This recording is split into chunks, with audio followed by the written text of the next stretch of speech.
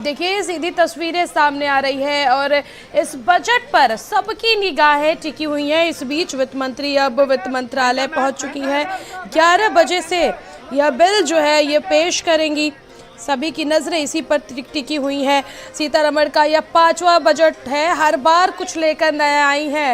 निर्मला सीतारमण मंत्रालय पहुंची वित्त मंत्री। 8 साल बाद इनकम टैक्स में छूट बढ़ने की उम्मीद भी। और देखिए अब ये जो टैब है, पहले अब डिजिटल माध्यम से बिल पेश किया जाएगा, पेपरलेस होगा। तो जिस टैब के माध्यम से वो बजट पेश करेंगी वो टैब अभी दिखाती हुई वित्त मंत्री नजर आई हैं।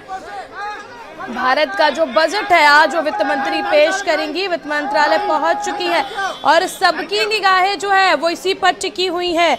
आज 1 फरवरी है, देश के बजट का दिन है, लेकिन इसकी खबर और इस खबर पर हर किसी की नजर टिकी हुई है। हमारे सहयोगी स्वाति पाठक दिल्ली से और हमारे सहयोगी संदीप खेर लखनऊ से जुड़े। स्वाति, पहले हम आपके पास आना चाहेंगे। अभी आपने भी देखा होगा कि वित्त मंत्री निर्मला सीतारमण जो है वो वित्त मंत्रालय पहुंच चुकी है और वो टैब वो दिखाती नजर आई स्वाति, जो अब कैश पेपरलेस बजट जिससे वो पेश करेंगी। क्या कुछ खास हो सकता है? और सबसे अहम बात स्वाति, लोग जो है, जो आम लोग हैं, उन लोगों की क्या उम्मीद है इस बार? किस तरह की उम्मीद इस बार की बजट में आम लोग करते हैं? मिडिल क्लास लोग किस तरह की उम्मीद करते हैं इस बार की बजट में? देखिए, सबकी उम्मीदें जो है वो बजट पर टिकी हुई है और सबकी निगाहें भी देश की बजट पर है कि जब वित्त मंत्री निर्मला सीतारमण देश का बजट पढ़ेंगी तो उसमें आम जनों के लिए क्या कुछ होगा।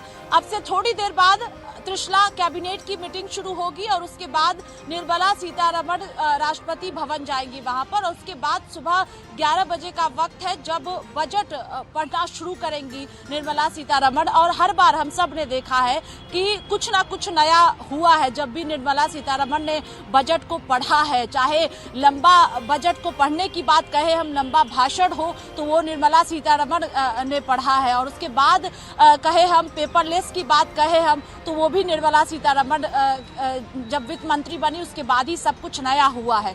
अब अगर हम लोगों की बात करते हैं तो सबकी निगाहें इसलिए टिकी हुई है चूंकि कोविड के बाद ये बजट पेश किया जा रहा है। तो क्या कुछ स्वास्थ्य के क्षेत्र में होगा, क्या बेरोजगारी के क्षेत्र में होगा, क्या शिक्षा के क्षेत्र में होगा, क्या रेलवे के लिए होगा, क्या जो महिलाएं हैं उनके लिए होगा, जो महंगाई लगातार बढ़ती हुई जा रही है उसमें क्या कुछ जो राहत है वो आम जनता को मिलेगा। इस पर सबकी नजर टिकी हुई है चूंकि कोविड काल के दौरान और उसके बाद जो लोगों की स्थिति मौजूदा है उससे लोग जूझ रहे हैं इस वक्त, और लोगों की नजर इसलिए देश की बजट पर टिकी हुई है। और इससे हटकर अगर हम त्रिशला बजट को देखते हैं तो अहम इसलिए भी इस बार मोदी सरकार का बजट है चूंकि 9 राज्यों में विधानसभा के चुनाव होने हैं और इसके साथ 2024 में लोकसभा का चुनाव होना है। और जब बजट देश का पेश किया जाता है तो उसमें कई ऐसी चीजें होती है जो सीधे तौर पर जनता पर असर डालती है, और कहीं ना कहीं जब मोदी सरकार का 2024 से पहले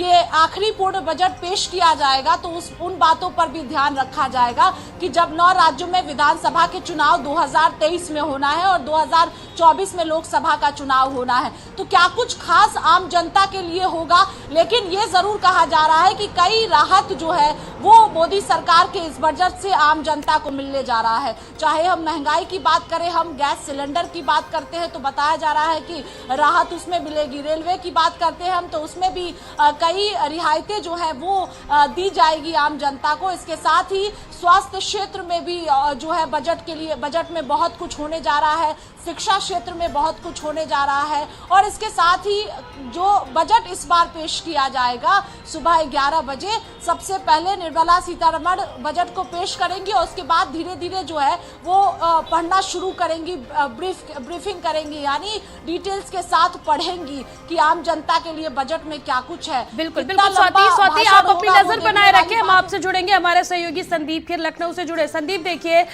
जो घरेलू गैस है वो 1100 रुपए हो चुका है।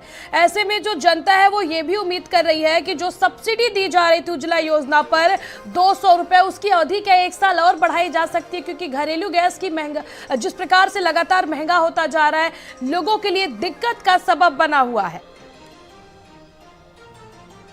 बिल्कुल, देखिए त्रिशला, आज जिस तरीके से वित्त मंत्री निर्मला सीतारमण बजट पेश करने जा रही, क्या और कैसे पेश होना है, इसको लेकर हमारी सहयोगी स्वाति सिंह ने सभी जानकारी दी है। लेकिन देश की जो नजरें हैं, यानी आम जनता की जो नजरें हैं, वो बजट के किस पॉइंट्स पर हैं, क्योंकि देश की जनता चाहती है कि देखिए महंगाई को लेकर जो लगातार बातें की जाती रहती थी उसमें कमी होनी चाहिए, और उसी के साथ साथ जो नौकरी पेशा लोग हैं उनके टैक्स के स्लैब में बदलाव होना चाहिए। तमाम लोग हमारे साथ यहां पर मौजूद हैं, उनसे बात कर लेते हैं कि आखिर वो लोग आज के जो बजट है उसमें किस तरीके से राहत की उम्मीद देख रहे हैं। आज बजट पेश हो रहा है, कैसे देखते हैं आप इसको, क्या राहत मिलनी चाहिए?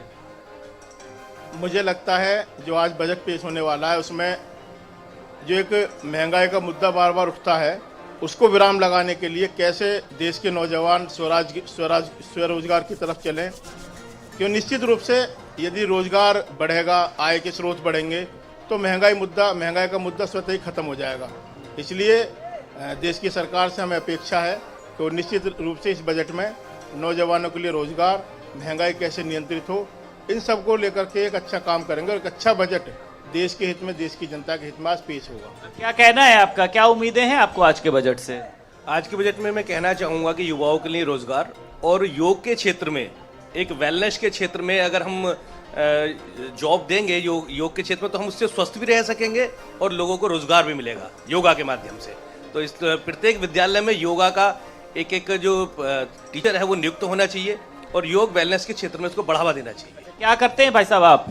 मैं खेती, किसान हैं आप, तो एक किसान होने के नाते क्या आप चाहते हैं कि आज के बजट में हो? नहीं, बजट में थोड़ा किसानों के लिए होना चाहिए, उनके लिए कुछ जो यंत्र हैं उन पर सब्सिडी मिलनी चाहिए, बीज पे सब्सिडी मिलनी चाहिए, इससे देश का किसान तरक्की करेगा।